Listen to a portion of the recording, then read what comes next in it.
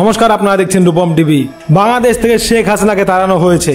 তাড়িয়ে যারা তাড়িয়েছিল, যারা বা যে দল বা যে সংগঠন, তারা বলছে বাংলাদেশে নতুন স্বাধীনতা এসেছে। হ্যাঁ, দেখতে পাচ্ছি স্বাধীনতা, প্রতিনিয়ত খুন, মসজিদে হামলা, মাজারে হামলা, স্কুল কলেজে হামলা, প্রতিনিয়ত খুন, রক্তের স্বাধীনতা প্রতিনিয়ত। যারা বলছে শেখ হাসিনা ছাত্রদের হত্যা করেছে, তাকে ফাঁসি দিতে হবে, যাবজ্জীবন জেল, তো এখন যে এগুলো খুন হচ্ছে এই সমস্ত দায় কে নেবে?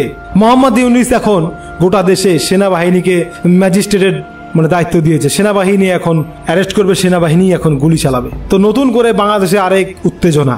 বান্দরবন রাঙ্গামাটি এরিয়ায় পাহাড়িদের ওপর চলছে আক্রমণ। সেনাবাহিনী দাঁড়িয়ে আছে, সেনাবাহিনীর টহল চলছে। পাহাড়ি ভাই বোনদের দোকান বাড়িঘর পুড়িয়ে ফেলা হচ্ছে। মসজিদ থেকে নাকি মাইকিং করে আক্রমণ করা হচ্ছে পাহাড়ি ভাইদের ওপর। পাহাড়িরা রাস্তায় নেমেছে। পাহাড়িদের কথা, যদি তাদের উপর অত্যাচার বন্ধ না হয় তাহলে তারা ব্যাপক আন্দোলনে নামবে। মোহাম্মদ ইউনূস ক্ষমতা বসার পর থেকে বাংলাদেশটা যেন টলমলো। বাংলাদেশ আর বাংলাদেশ নেই।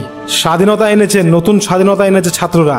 এই স্বাধীনতা বাংলাদেশটা অশান্তিতে ভরে গেছে। এইরকম প্রতিনিয়ত খুন জখম অশান্তি হতে থাকলে আমেরিকা কিন্তু সেনা নামাবে। আমেরিকা গোটা বাংলাদেশটাকে কবজায় নিয়ে নেবে। তো যাই হোক, শেখ হাসিনাকে তাড়িয়ে মহা ভুল করে ফেলেছে বাংলাদেশিরা, প্রমাণ হচ্ছে। প্রতিনিয়ত খুন। এবার পাহাড়ি ভাই বোনদের, আদিবাসী ভাই বোনদের খেপিয়ে তুললো।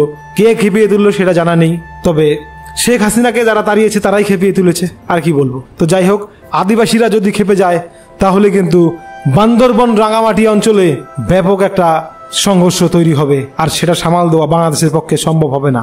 তবে একটা কথা বলবো, শেখ হাসিনা যাওয়ার পর বাংলাদেশ ভালো নেই।